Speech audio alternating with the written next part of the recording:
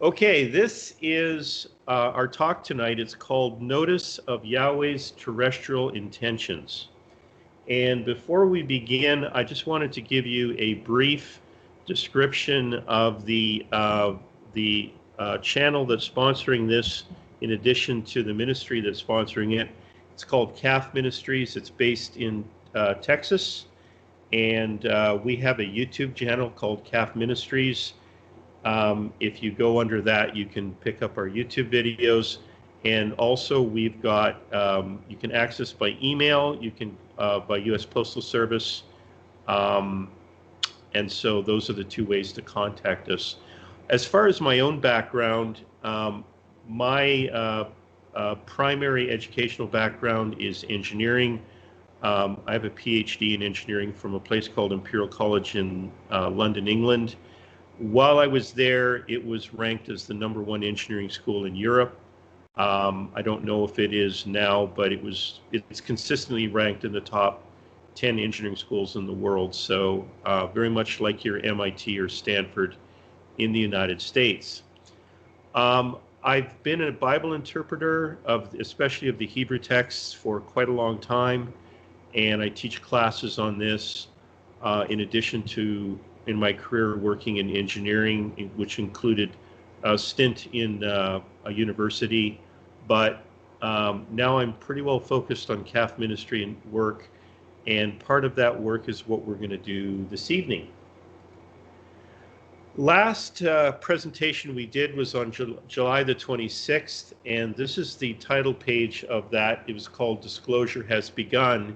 And what I would like to do before we get started is to revisit some of that, because we had a lot of comments that were given by a number of people who were sending us comments on our YouTube channel and also on Reddit.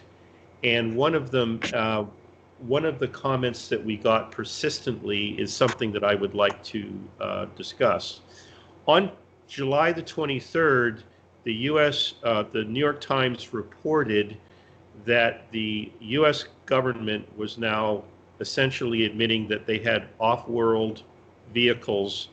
This was reported to a Senate Intelligence Committee that said that they had in their possession off-world vehicles that were clearly not made here.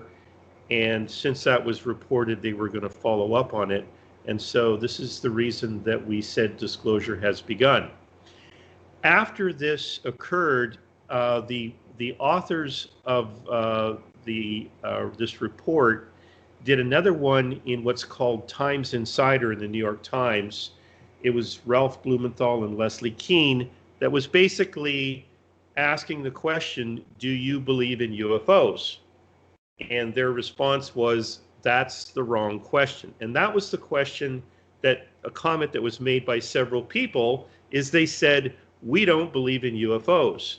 But that had, as we're going to see, really very little or nothing to do with the presentation we did and also the report that they did in the New York Times.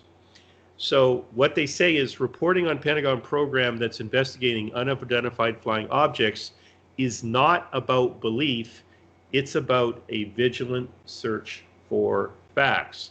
And here's an excerpt that they have from their article.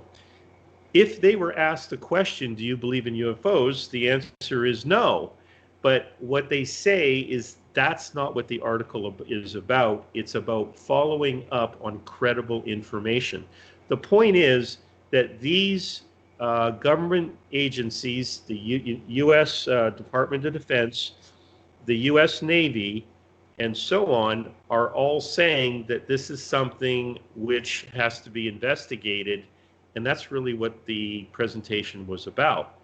So they quote Margaret Mead, who said in this thing called the Red Book in 1974, belief has to do with matters of faith. It has nothing to do with the kind of knowledge that is based on scientific inquiry. Do people believe in the sun or the moon or the changing seasons or the chairs they're sitting on?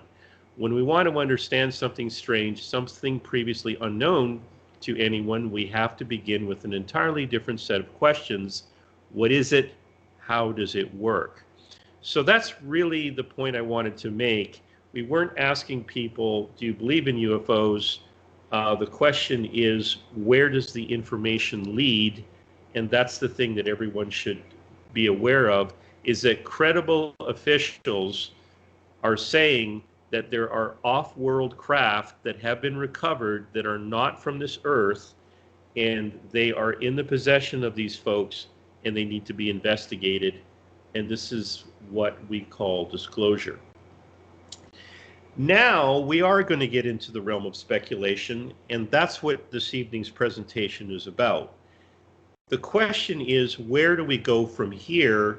And that can go in a variety of different directions depending on your beliefs and the information that you want to get out there. So the question is, now that we understand the US government is disclosing that there are craft from off-world that they have in their possession that have technology that cannot be explained using conventional physics, the question is, what's happening now and where does this all go? So one idea of where this could potentially go is from Dr. Michael Salla. He writes in out of a group called Exopolitics. I recommend him and his website, which is on the bottom. It's very well done. He's a very thorough researcher, and his perspective is the political perspective.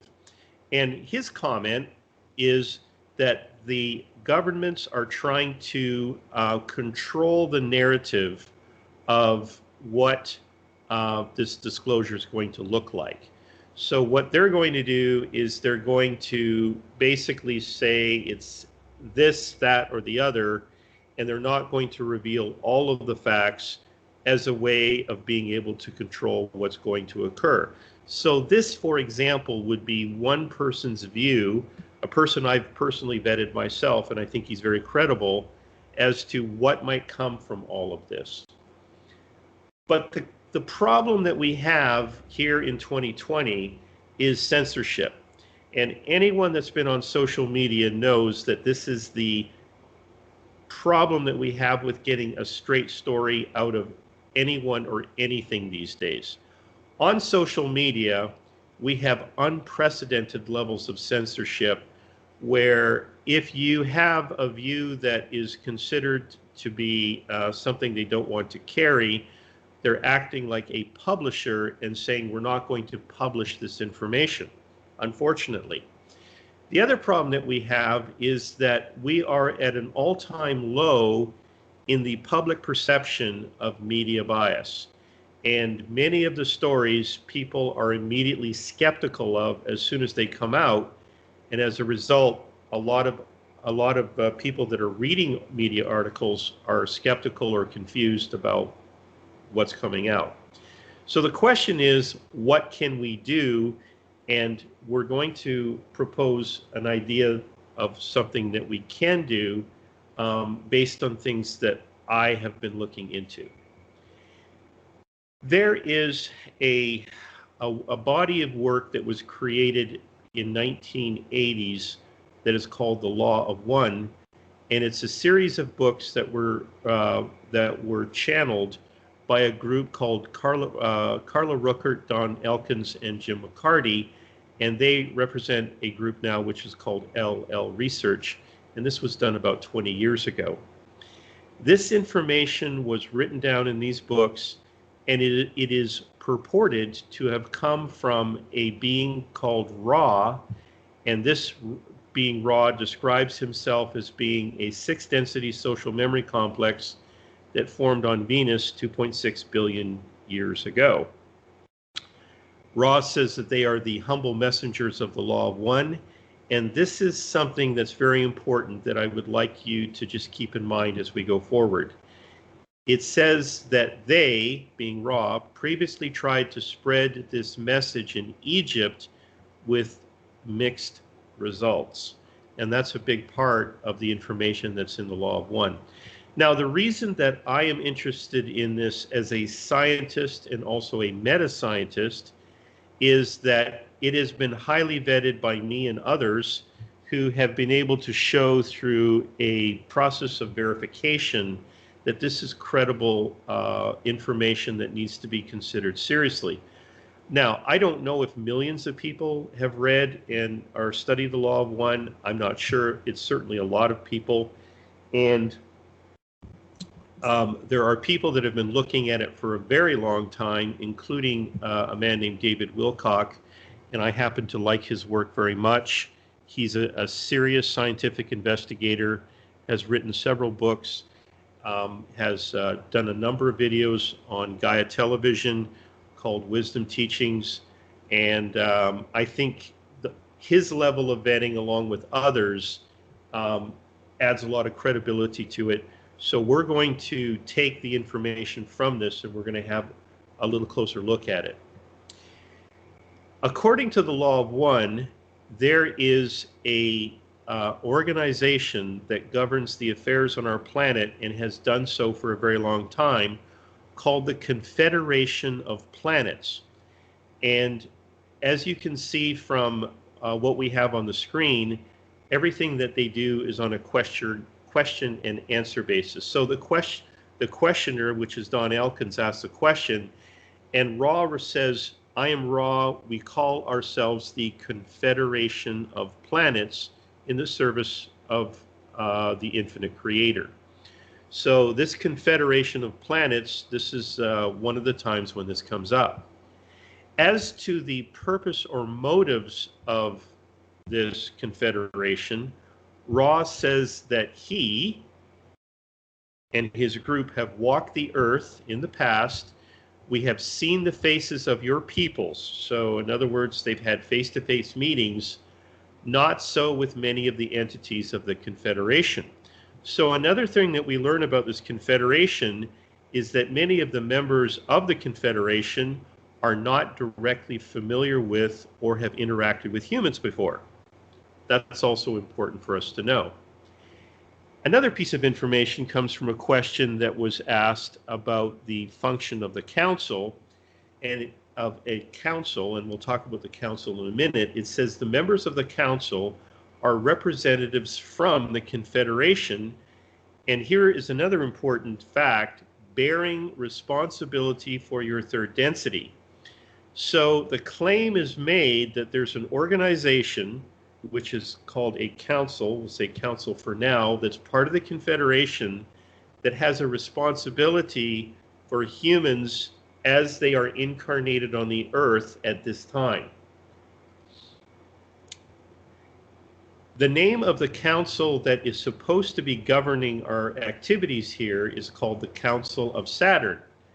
And in a question which is marked number 9.4, discussing the evolution of our planet, Ra's response is, visualize, if you will, the particular energy which outward flowing and inward coagulating forms the tiny realm of the creation governed by your Council of Saturn. So this is the governing body that's being described. Now, this is something that should give us all pause, and when we think about this whole issue of disclosure. The questioner asks the question, at what point would this calling be enough for you to openly come among the people of Earth? And the response is, the social memory complex desiring this project lays it before the Council of Saturn. In other words, what they're saying is, unless this Council of Saturn approves the disclosure of non-Earth humans, it's not going to happen. And lastly, it talks about an experiment that was done a very long time ago, which we'll talk about in more detail in just a minute, where Ra's group themselves appeared here a very long time ago, and it was between 11,000 to 8,000 years ago, and they were able to appear as humans and walk among humans, in this case Egyptians, in order to cause something that they were doing on behalf of this Council of Saturn. So they say we were able to clothe ourselves in a replica visible in the third density of your mind, body, spirit complexes. we were allowed this experiment by the council which guards this planet. So another function of this council is to guard the planet. Now we're going to talk about the mistake that occurred with Ra's interaction with humans, which of course he openly admits to. So what they did was they laid a plan before the Council of Saturn to basically clothe themselves in a material formed in our body form, and as Ra says, to appear as brothers and spend a limited amount of time as teachers of the law of one. So they did this some period of time ago. And as we just noted, this was approved by the Council of Saturn. So what they did was, incredibly, is that's where we get the pyramids from, according to the law of one. It says that we went before the council. We wanted to use pyramid-shaped entities to teach the humans, and he said the Council of Saturn approved this, and this was 8,500 years ago. They built the Great Pyramids, they built the Sphinx, and when this occurred, they did this. But here's the thing that we should stop and look at. Our teachings became quickly perverted, our structures returning once again to the use of the so-called royal, or those with distortions towards power. So here's the point that I want to make, and let's just stop here just for a moment and reflect on this, because this is very important. This thing that was done by this Ra group, where they appeared among humans and taught them the law of one, and they built the pyramids, turned out to be a mistake of their own admission. Despite the fact that it was approved by this Council of Saturn, despite the fact that it was done with a particular intention that turned out to go badly wrong. In support of this idea, and with this basic premise, the questioner asks, these naive Confederation entities had the same thing happen to them in the past, referring to something concerning what had occurred, and Ra says this is correct. We remind you that we were one of the naive members of the Confederation and are still attempting to recoup the damage which we feel responsibility. So the idea is, and this is the point that I want to make, is that this council makes mistakes, and despite the fact that there are many people out there who are aware of this confederation, sometimes called the Federation, the point we want to make is that they have involved themselves in Earth affairs in the past, and it has not worked out, and yes, they have made mistakes.